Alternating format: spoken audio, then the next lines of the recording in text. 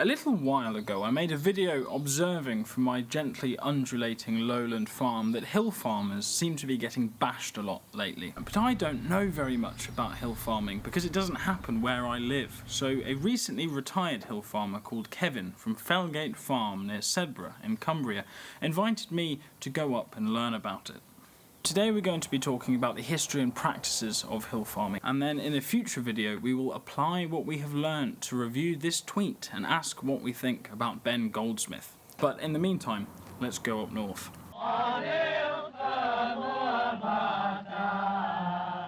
I'm Kevin Lancaster. We're here on the farm which I've now let out to tenants, but I farmed this and my family farmed this farm since 1898. So we've been here, 125, 130 years, so we're almost locals now. Fellgate is 200 acres exactly. That's the enclosed land, but also behind the camera you have the Baugh Fell, and that's what makes this a viable farm. It's fell rights, common rights, which are equivalent to about 550 acres of enclosed land. So Kevin's farm had enclosed fields bound by hedges which were hand-laid, but above the tree line higher up the hill the fields were bound by walls. This land belonging to farms on the hills is called in-by land. Fellgate Farm's in-by land seemed to be constructed of several smaller farms, with buildings mostly still intact. Fellgate was itself four farms in the historic period. Fellgate or Fellgate, Bowscale, High Sarthwaite and Wilkins Style. Typically about 30 acres of enclosed land, and you think, how on earth could anybody live on something like that? Well, they didn't live like we did. There was some evidence of earlier people scratching out a living on these small farms, such as these tiny ridges left by growing potatoes. These small holdings would have needed to have been very intensively managed to sustain people. But as this ground is not particularly conducive to cropping, as the holdings have been joined together and the remaining farms have gotten larger, the landscape today is almost universally grass. This is an example of the common misconception that small farms are often less intensive. Farms that are small have to be intensive because they don't have the financial leeway not to be. The other thing that I thought was interesting about these very small, dispersed farms is just how magnificent the barns were. But having all of your buildings spread out across the hills felt like it could make farming here quite hard work, and somehow Kevin had kept that up until his retirement. In winter, obviously you go around the whole farm to look at the sheep once a day and such like, but it was basically on really bad days and stuff like that, and in the heart of winter it was going from one building to the other, doing the cattle up in the morning, then you do a bit of work in the afternoon, and then the evening it was just a case of fothering them up again at night. Your key job tended to go from going from one building to the other, which is the old way of doing things. It worked well on this farm, but it's not of the present time, and you can't expect anyone to farm like that. To me, this seemed incredibly labour-intensive, but innovations like the tractor and more recently the quad bike would have made it more manageable. It was very interesting to see these old buildings still in use. Many of these old barns are two-storey bank barns, meaning they're built into the hillside with animals living on the bottom floor and hay being stored above them. The hay could be thrown down to the animals below through something that Kevin called a sink moo. Larger barns might have a cowshed with stalls called a byre on the lower floor, but smaller ones might just function as a sort of hovel for sheep. But we'll talk more about barns next time. The thing that was really interesting about Fellgate Farm was Baugh Fell, a functioning medieval common lying beyond the in-by land. That's Baugh Fell and Grizedale Common, as it's called.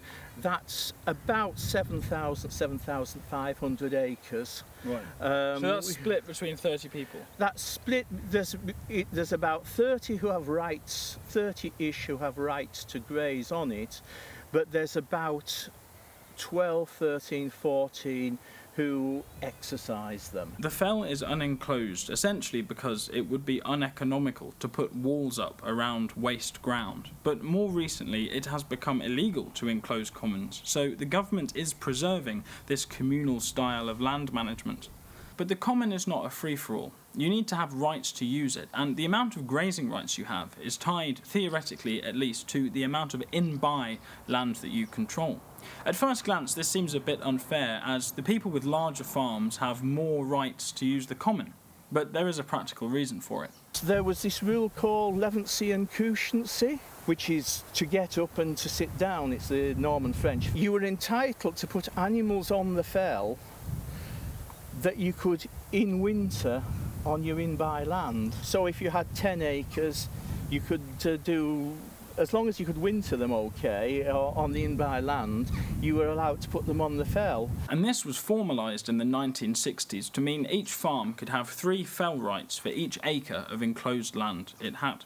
But the fell has always been policed. Somebody from Ravensdale tried putting stock on Baugh Fell in the 1720s, and they got visited by the Sedbergh bailiffs.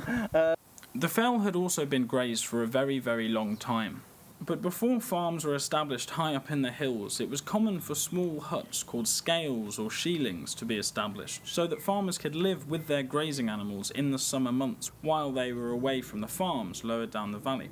This practice was abandoned in most places before the 18th century, although it had started to decline from the high medieval period. Many of these were quite unimposing structures, but Fellgate had a ruined one nestled by a mound besides the fell that looked like it would have been quite substantial in its day. As more land was enclosed from the fell, cattle would typically stay on farms or on the lower parts of the fell, which negated the need for shielings. Sheep didn't need looking after in the same way, so some of the shielings became permanent farms and others were abandoned. Shielings would function a bit like shepherds' huts, which had wheels so they could be taken to wherever the sheep were grazing. There was also a shepherd's hut-esque something or other on the farm, which I forgot to ask about. Today, you most commonly see these functioning as glamping pods. Is this cultural appropriation? Have an argument in the comments. One of the most important parts of the farm was the fell wall that separated the in-by land from the commons. And the fell wall was a little bit taller than the others on the farm. Maintaining your fell walls is the absolute number one thing on a hill farm. You really cannot afford to have any animal get, because if you get one sheep jumping, then there's 3 sheep. You'll have everybody's sheep from the whole of Courtly and Derby on your in-by land. And surely enough, some of the neighbours' sheep were sitting by a gate in the fell wall, waiting in the hope that someone might come and let them to the nice juicy grass on the in-by land. One of the ways this could be prevented would be to walk the sheep up the fell, so they're a very long way from the in-by land, and this was described as a type of dogging. While they're up on the fell, each flock of sheep will typically have a large informal area that they will stay within, called a heft. And knowledge of the heft, its boundaries and the shelter within it will be passed down from mother to lamb with each generation. This means hill farmers can't really sell a flock and buy a new one, because that would be losing the sense of home within the animals on the farm. I understand that on farms like this, when they change hands, they typically leave the sheep with the farm, so you'll sell. And is that to maintain the heft? Those are what are called hefted sheep. For Fellgate, because of the way it was owned in the 19th century, you can actually get records of the sheep that were handed over from one tenant to the next in the record office at Kendal.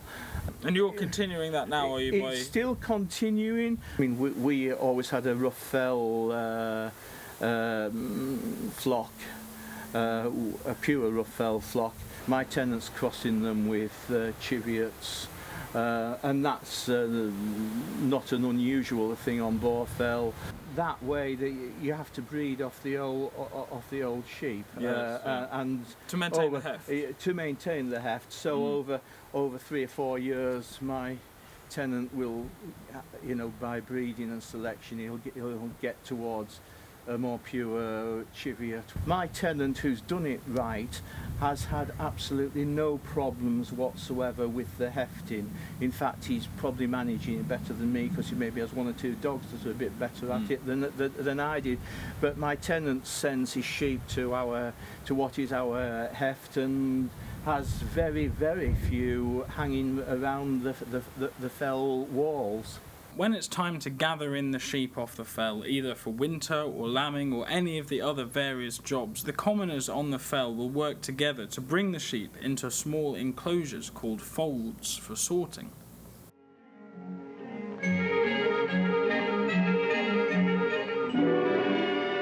Now the sheep, grazed on the rough expanses of the fells, are being rounded up. For the beginning of April is lambing time, and the dalesmen must move their flocks to the sheltered fields nearer the farms.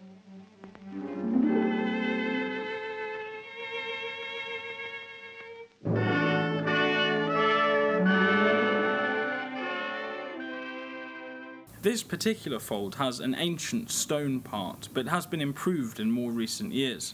Baugh Fell has several folds, which is part of the reason hefts were so important. You're going to want all of your sheep to be gathered into the fold adjoining your farm, because it might be quite a long walk to fetch them back from your neighbours. It seemed that hefts were a little less important today, because you could stick sheep in a livestock trailer and take them home relatively quickly. We're now at probably one of the most important parts of the hill farming experience, which is the folds, for when you gather your sheep at clipping time and at dipping time, and then to take them off the fell at tupping time. We gather in two lots. There's one group of people gather the front. They do it, that doesn't take too long for them to gather that. They sort them in the morning. Meanwhile, we used to go over the top. Well, my tenant still goes over the top and gather the whole of the top. By the time these lot are finished, come 1 or 2 o'clock, by the time you've got the sheep from the top of the fell and all that and brought down, the folds themselves are clear, so we bring them into this, and then we take them into short runs, and I'll probably take you through the actual run of how what happens to a sheep. You've got it in this field off the fell. You run the sheep up here, and this is a pretty good one really for practicals. You can sort one group off here. These used to just run in the field, but I said it's better to have them in because you're having to round the whole field off. So you can run towards 100 sheep off here for one group. You can run a couple of hundred off up here for another group, another farm.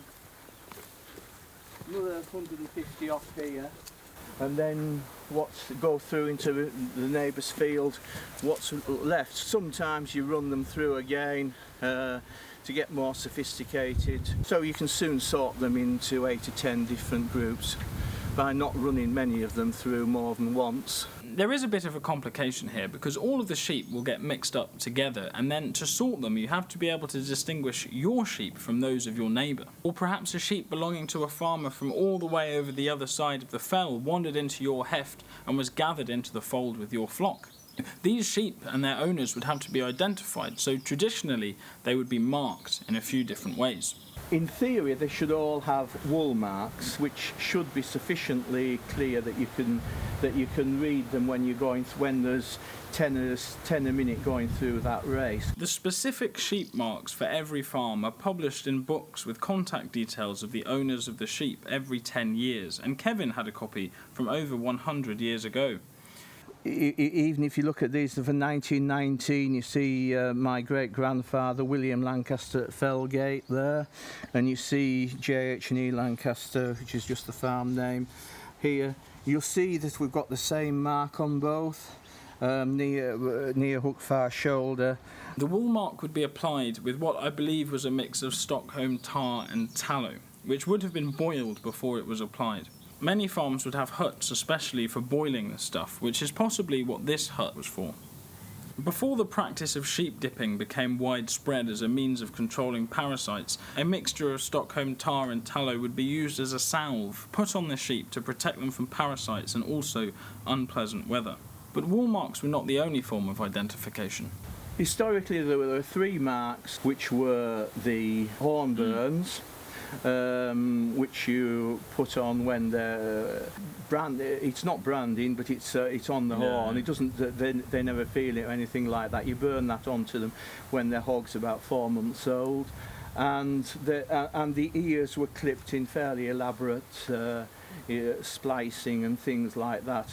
Now, the hornburns I kept all the time, and I always did that, and I think it's the right thing. But tags became more prevalent, and then tags became the law eventually, about 20 years ago, I guess now, probably before foot and mouth. Lug marks have sort of gone out of date nowadays in 2012, and so instead they have the UK number, UK 102997 and stuff like that. So hopefully that gives you a sense of how hill farming has developed traditionally and how little it's changed up to the present day on Fellgate Farm. If you do have any questions, drop them below, because we will be returning to Fellgate Farm to ask some big questions about the direction everything is moving in at the moment. And I'm sure if I've got anything wrong in this video, Kevin will appear in the comments to correct me. Maybe we'll be back at Fellgate next week, or maybe we'll be somewhere else. You'll have to come back and find out. Goodbye. Rough, sweeping hills, crowned with dark rocks and purple heather, miles and miles of lonely moor where the curlews dip and call, and the great winds tear across the sky, driving the clouds before them, bending even the stubborn heather. That's our country.